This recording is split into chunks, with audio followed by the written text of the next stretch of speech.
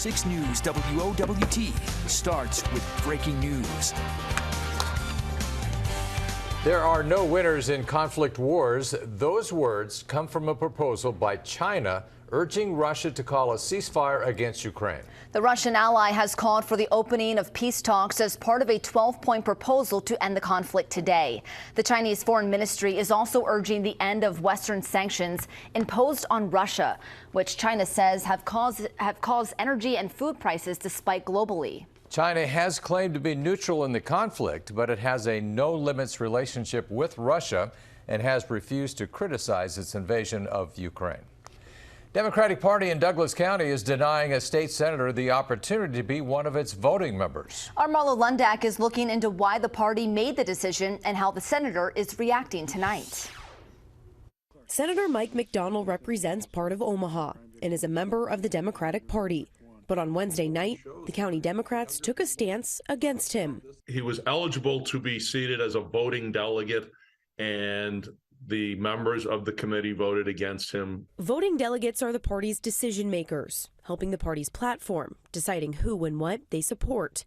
But party chair C.J. King says there's a big reason why McDonald, a lifelong Democrat, wasn't chosen to be one of those decision makers. It boiled down to his positions on the on a couple of the bills, and most specifically the fetal heartbeat bill and the transgender, a couple of the transgender bills. And they're in conflict with the platform that the party embraces. McDonald is the sole Democrat in the legislature supporting the bills. He spoke with 6 News by phone Thursday afternoon. I ran in 16. I was pro-life from conception to natural death and in between, and that has not changed, and is not going to change. Again, I think we can agree to disagree, but if they want to invite me back in the future, I'll attend. King makes it clear the vote wasn't unanimous. There was discussion both for and against having him seated as a voting member. Political insiders tell us McDonald is strongly considering a mayoral run in 2025, though he wouldn't confirm that with 6 News. Yeah, if I decide to run for mayor or not decide to run for mayor, I'm not going to base my votes in the unicameral on possibly running for mayor or any office in the future.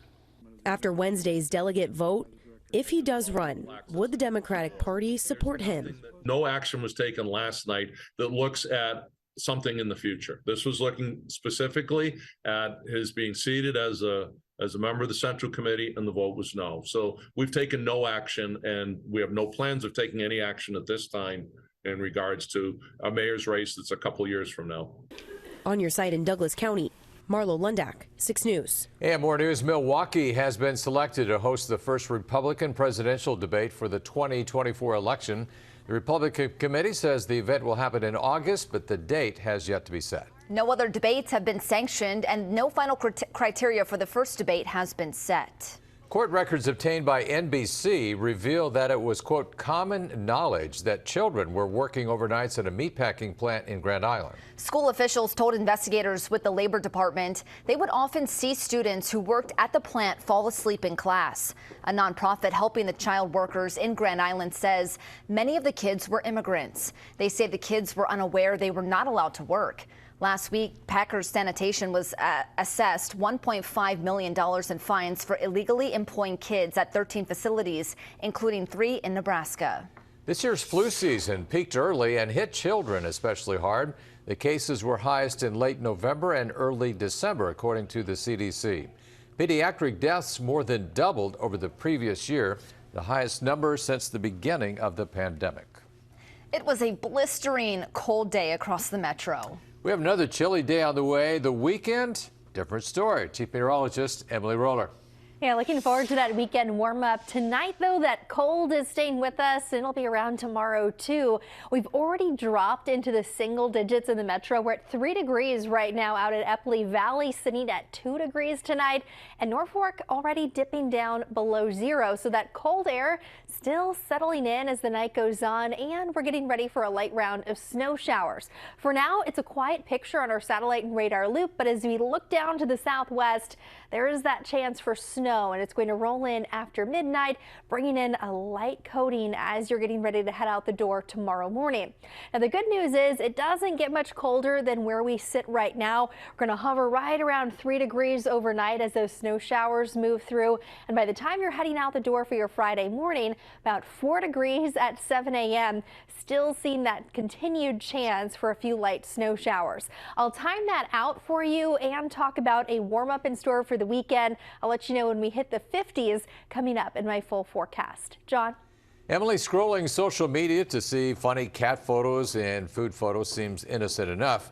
We are learning more about the ways terrorist groups can track online behavior. 6 News' Brent Weber has more on what Homeland Security research is telling us about the malicious use of memes. Those viral online imitations, memes, can be more than just funny or annoying. They can be terrorizing. A click, a save, a retweet. Yeah, a like. That was one of the techniques that we learned about today in the panel, was that even liking them can alert a terrorist network that you're sympathetic to their ideals. The director of the National Counterterrorism Innovation Technology and Education Center is referring to Thursday's international panel discussing terrorists' use of memes. More than 200 government officials and members of the public joined online. I first started studying them when ISIS was using them to recruit English speakers. They would do memes with ISIS fighters with kittens. And they would spread like wildfire online because they were so disparate to have a kitten with an ISIS fighter. And now, one of the reasons we held this was after the Buffalo attack this summer. That shooter had a ton of memes in his manifesto. We're not just concerned about violent memes, we're concerned about how violent memes might impact violence in real life. Panelist Kat Parsons of Omaha is one of more than 50 Insight researchers from universities across the nation. She shared some of her current studies into how memes can be used to spread violent beliefs.